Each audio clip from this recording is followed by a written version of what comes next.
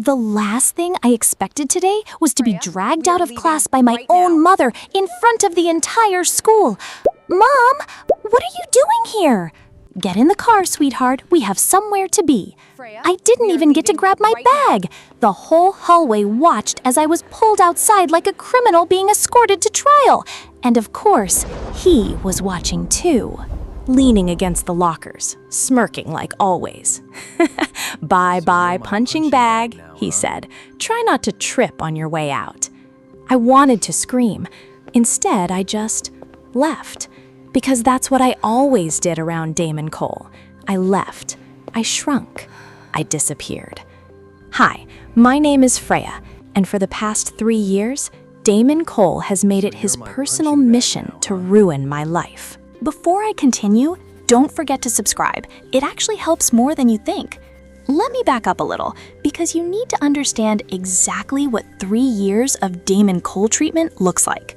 Freshman year, he accidentally spilled grape juice on my only decent jacket in front of the entire cafeteria. Sophomore year, he started a rumor that I fainted during a fire drill because I was too poor to afford breakfast. Which wasn't even true, but it stuck anyway, because that's how rumors work when the most popular boy in school is the one spreading them. Junior year, he took it to a whole new level. Sticky notes on my locker, whispered nicknames in the hallway, a group chat I somehow got added to and immediately regretted, where his friends ranked girls in our grade and my name was at dead last with a single laughing emoji next to it. I used to cry about it. Now I just expect it, like weather. Like something you check before leaving the house so you're not caught off guard. My mom wouldn't tell me anything in the car, just kept fixing her lipstick in the mirror, humming like she was walking into a party instead of whatever this was. When we pulled up to the restaurant, the fanciest one in the city, the kind with a doorman who bows, I already had a bad feeling crawling up my spine. Mom, what is going on? You'll see, baby. Just be polite tonight. This is important. We were led to a private room in the back. Round table, candles, way too much silverware for a normal dinner. My dad was already seated, talking business with a man I didn't recognize. And then I saw him, Damon Cole, sitting there in a blazer like he actually respected anyone at this table. No, I whispered. No, absolutely not. Freya, my mom hissed my name through her teeth, smiling at the same time, a skill I never understood how she mastered. Sit down. I sat. My whole body was buzzing with the urge to run. Damon looked just as horrified as I felt, staring at me like I was a ghost that had crawled out of his nightmares. Wait, he said slowly. You're... Language, Damon, his father warned, though he was smiling too. Everyone at this table was smiling except us. My dad cleared his throat and folded his hands like he was about to announce a merger, which, as it turned out, wasn't far off. Freya, Damon, we've been friends with the Coles for years, and after months of discussion, our companies have decided to merge. And to solidify that partnership, we think it would be wonderful if the two of you got engaged. The room went dead silent. I could hear my own heartbeat in my ears. I'm sorry. Engaged? I choked out. To him? To her? Damon said at the exact same time, his voice cracking in a way I'd never heard before. You two have known each other for years, his mother chimed in sweetly, completely oblivious. You're practically already close. Close. That was one word for it. 3 years of shoved lockers, ruined lunches, and cruel nicknames whispered behind my back. That was close now, apparently. I can't do this, I said, standing up so fast my chair scraped the floor. I'm sorry, I can't. Freya, sit down, my father said, voice suddenly sharp. This deal means everything to this family. Do you understand what's on the line? I looked at Damon. He looked just as trapped as I felt. But there was something else in his eyes too, something I couldn't quite place. Fine, I said through gritted teeth.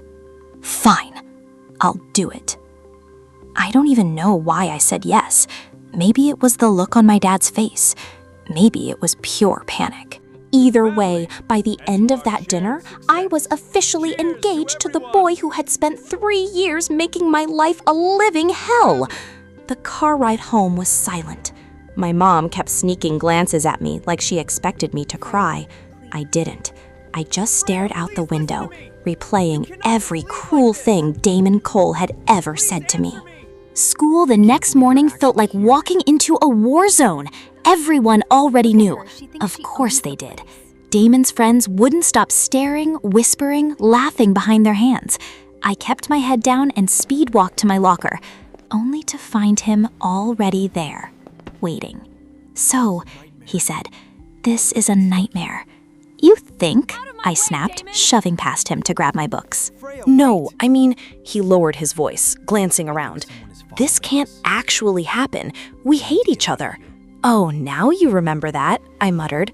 "Funny, you didn't seem to hate me so much last night when your mom called me delightful." He actually looked uncomfortable. Not smug, not mocking, just uncomfortable. "Look," he said, "let's just fake it. Pretend to be a couple in public, avoid each other everywhere else, and figure out how to break this off before it actually happens." "Deal?" I said. "But if you humiliate me one more time, Damon Cole, I swear." "Relax, Freya. I'm not that much of a monster." I wanted to laugh in his face. 3 years of proof said otherwise. Word got around campus faster than either of us could control it. By second period, half the school had somehow heard we were engaged, and the other half had already made up wilder versions of the story. One rumor claimed I was pregnant. Another claimed my family was broke and Damon's parents were buying me off like some kind of merger prize. That one actually hurt, mostly because it wasn't that far from the truth. Damon's group of friends made it their new favorite sport to corner me at my locker, firing off questions like I was on trial. "So you're really marrying him?" "You?" One of them, a girl named Brianna, said with a smirk that could curdle milk. "Guess money really does buy anything." "Wow, Brianna. Did you come up with that one all by yourself, or did someone help you?" She blinked, clearly not expecting me to snap back. I didn't used to, but something about being publicly humiliated at a 5-star restaurant made me a little less scared of hallway comments. Then there was Vivian. Vivian Hart had been unofficially dating Damon on and off since freshman year. The kind of on and off where everyone assumed they'd end up together eventually.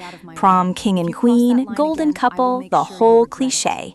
The second she heard about the engagement, she cornered me by the vending machines, arms crossed, smile sharp as a blade. "Cute little arrangement you've got going," she said. "Don't get comfortable." Damon and I have history. This business thing, it's temporary. You, also temporary. "Wow, didn't realize I needed your permission to be engaged to my own fiancé," I said, surprising myself with how steady my voice came out. Her smile flickered, just for a second. I hated how much her words got under my skin. Not because I cared about Damon, obviously, but because the whole school now had a front row seat to my humiliation, round 2. The next few weeks were strange. We'd hold hands in the hallway for show, then the second we turned a corner, we'd drop each other like hot coals. His friends kept giving me dirty looks, clearly convinced I'd somehow trapped him into this. If only they knew the truth. But something started shifting, small things. Like the day I forgot my lunch and found a sandwich shoved into my locker with a sticky note that just said, "Don't say I never did anything for you." Or the time some guy from the football team tried to corner me by the gym, and Damon appeared out of nowhere and physically shoved him back. "What was that?" I asked, stunned. "Nothing. Fiancé privileges," he said, walking off like it wasn't a big deal. I didn't know what to do with any of it. This wasn't the Damon I knew. Or maybe it was a Damon I never let myself see. There was this one afternoon in the library that really threw me off. I was struggling with a chemistry assignment, muttering under my breath at a formula that refused to make sense, when a shadow fell over my table. "You're doing that wrong," Damon said, sliding into the seat across from me without asking. "Excuse me?" The molar ratio. You flipped it. He pulled the paper toward him, and without any of the usual mockery in his voice, started actually explaining it, clearly, patiently, like a completely different person had taken over his body. Why are you being helpful? He shrugged. I'm good at chemistry. Sue me.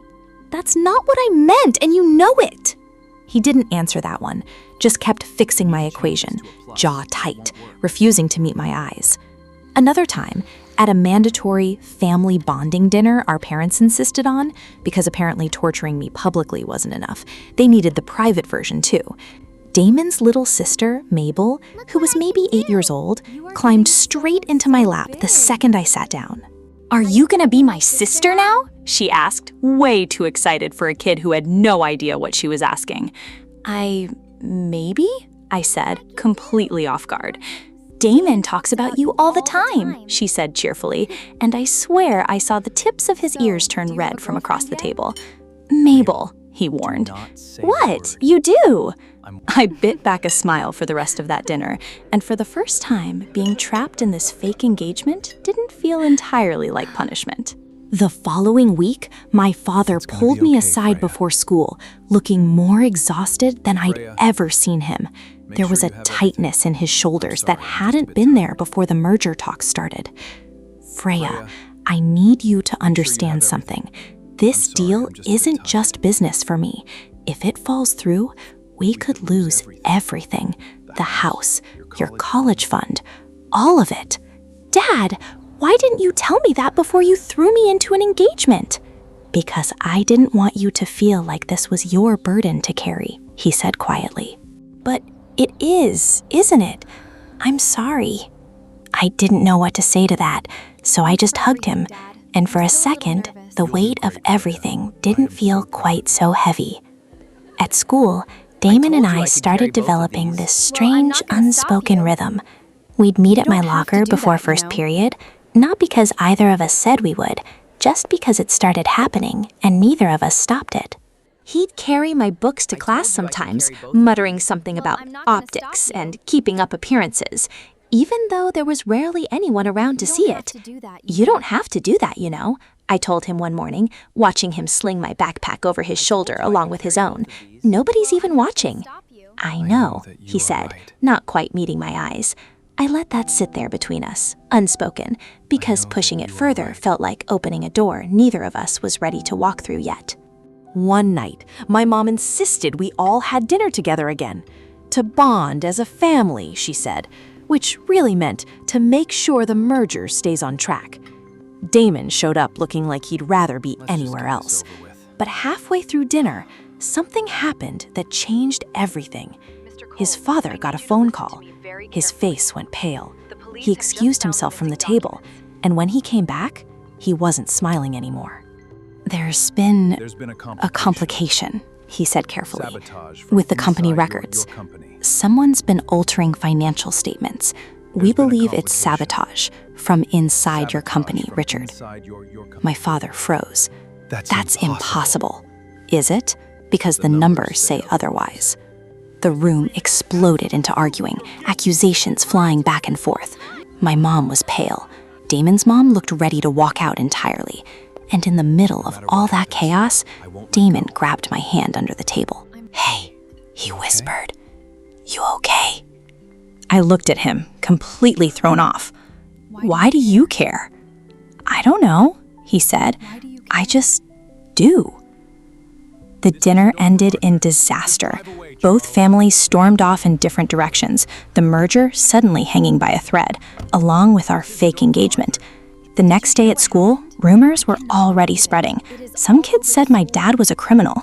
Others said Damon's family was trying to steal our company.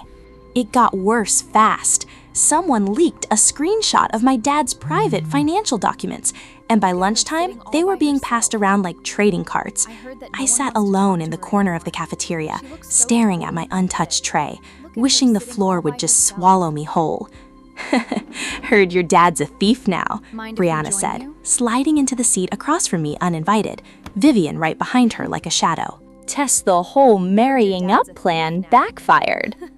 I don't have time for this today, Brianna. Oh, we're not going anywhere, Vivian said sweetly. This is honestly the most entertaining thing that's happened at this school in years. Poor girl gets bullied for 3 years, then gets forced into an engagement, and now her family's exposed as criminals. It's almost poetic. I stood up so fast my chair nearly toppled. I wasn't going to cry in front of them. I refused. That's when Damon appeared, sliding between me and the table like a wall. Vivian, enough! Oh, come on, Damon. You can't actually be defending her. I said enough, he repeated, voice low and sharp in a way I genuinely never heard him use before. Not with mockery, not with cruelty, just done. Vivian's mouth snapped shut, and for the first time since I'd met her, she actually looked uncertain.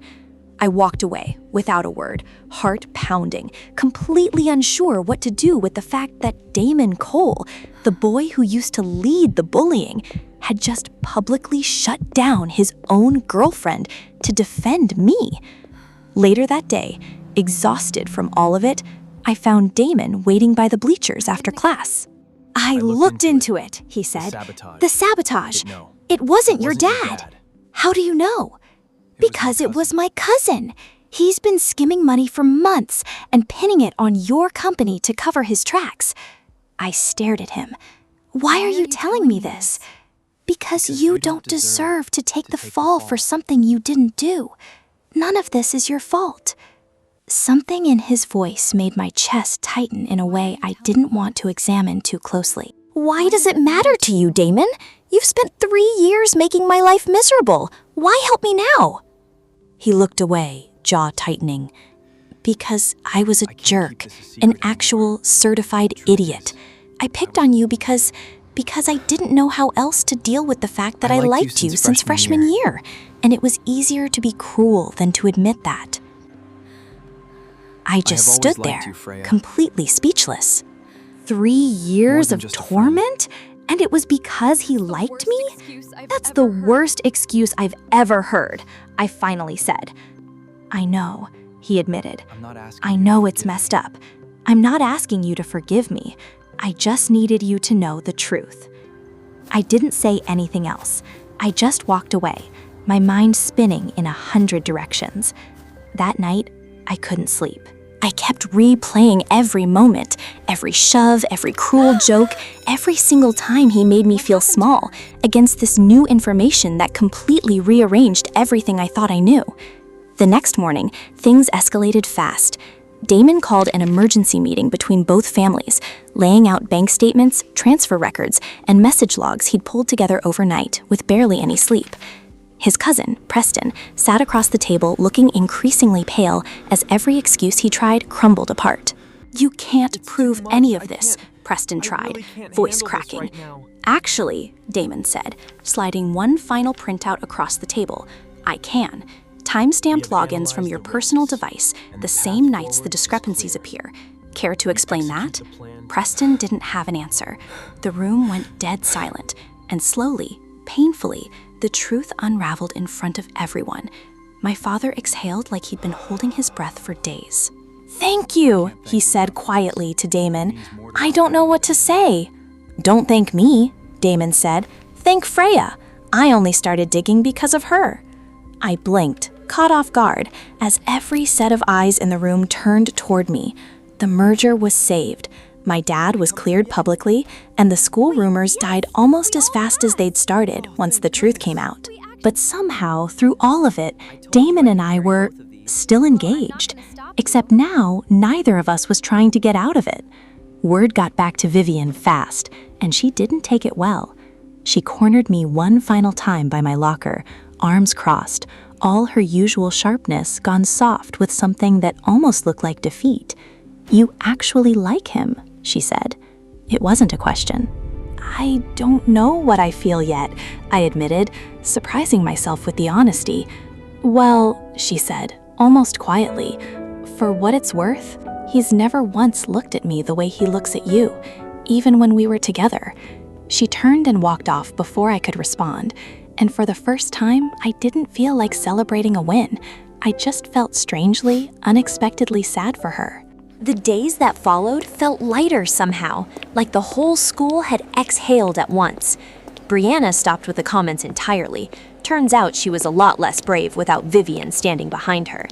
Even the football players started treating me like an actual human being instead of an easy target, though I suspected that had more to do with Damon's reputation than any sudden change of heart. Mabel started texting me directly, which Damon apparently hadn't sanctioned, judging by the amount of groaning he did every time his phone buzzed, and it turned out to be his sister asking me for wedding dress opinions. She's already picked out 3 flower girl dresses, he told me one afternoon, showing me his phone screen full of increasingly elaborate outfit photos. I think she's more excited about this than either of us. To be fair, I said, she's 8. Everything's exciting when you're 8. So, Damon said, catching me after the chaos had settled, leaning against the same lockers he used to torment me at, voice dropping low and steady in a way that felt different from anything he'd said to me before. I guess the wedding's actually happening. I guess so, I said, crossing my arms. You know I still haven't forgiven you for 3 years of torment, right? I figured, he said, stepping closer.